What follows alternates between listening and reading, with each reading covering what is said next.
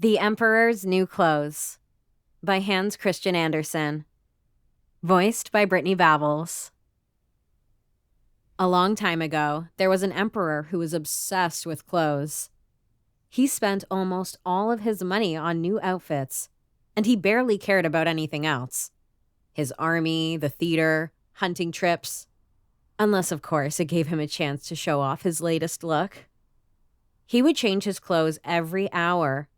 And while people usually said of other kings, "He's in a meeting," for him, everyone here would say, "The emperor is in his closet." The capital was a busy, glamorous city full of visitors.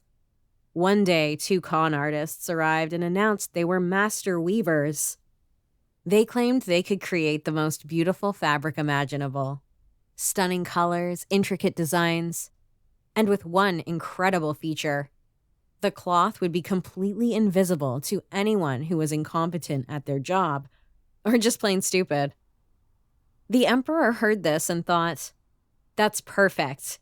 If I wear clothes made from this fabric, I will instantly know who in my court is useless and who is actually smart." He immediately paid the weavers a huge advance and told them to get started right away. The 2 of them set up empty looms in a big room and pretended to work day and night. They asked for the finest silk and pure gold thread. They stuffed everything into their bags, and they kept up the act of weaving, even though they were doing nothing at all.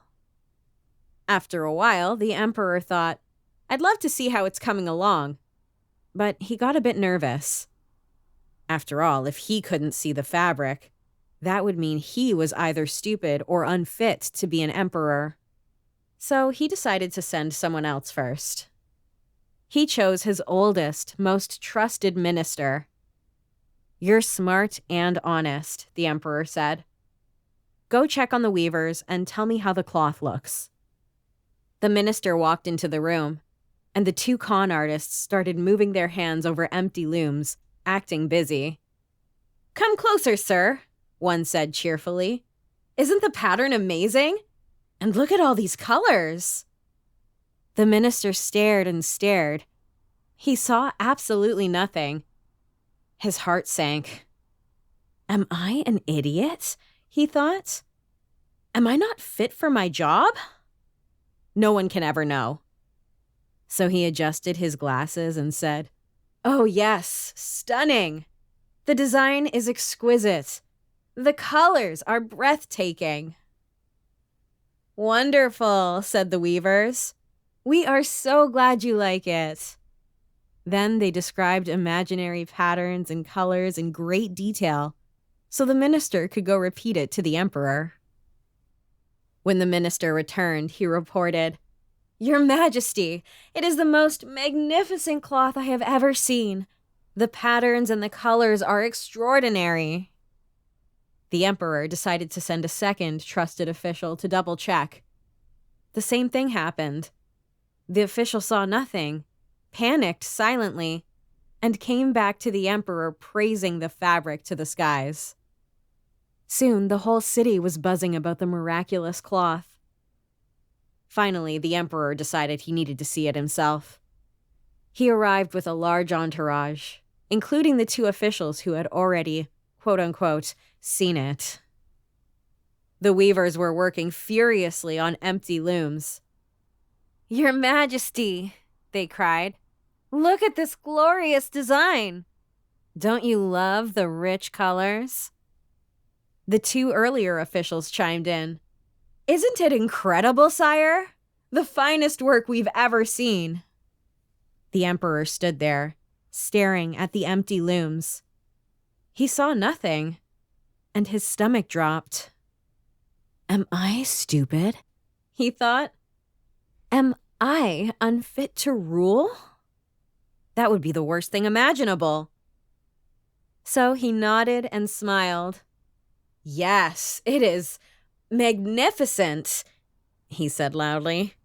"I am very pleased." Everyone in the room squinted at the empty looms, trying to see something, anything. No one did, but they all cried out, "Beautiful!" Gorgeous! Absolutely perfect! They suggested the emperor wear the new clothes in the big upcoming parade. The emperor agreed and even gave the weavers fancy titles and medals. The night before the parade, the weavers pretended to finish the suit. They stayed up with 16 candles burning, cutting the air with scissors and sewing with needles that had no thread. "It's ready," they announced. The emperor arrived with his courtiers. The weavers held up their empty hands.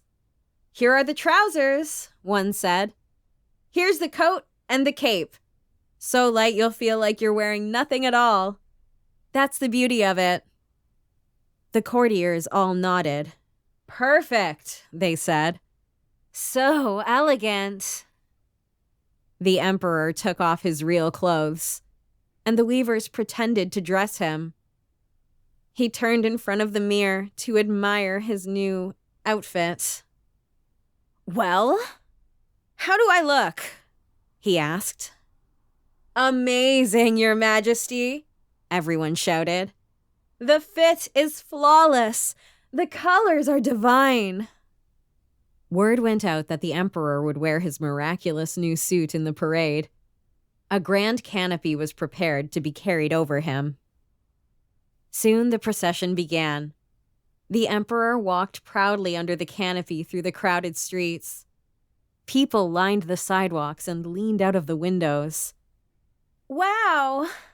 Look at the emperor's new clothes! So beautiful! The train on that cape is incredible! What perfect tailoring!" No costume the emperor had worn before was ever such a complete success. No one dared admit they saw nothing, because that would mean admitting they were stupid or unfit for their jobs. Then a little kid, standing with his dad near the front, said loudly, "But he's not wearing anything." His father tried to hush him, but the words started to spread through the crowd in whispers. "He's got nothing on," someone else said. "The emperor is naked," another voice called. Soon the whole crowd was saying it. "He's naked! He has no clothes!" The emperor heard them, and deep down he knew they were right. His face burned red, but he lifted his chin higher and kept walking. The courtiers behind him continued to pretend to carry the long, invisible cape train, gripping empty air as the parade went on.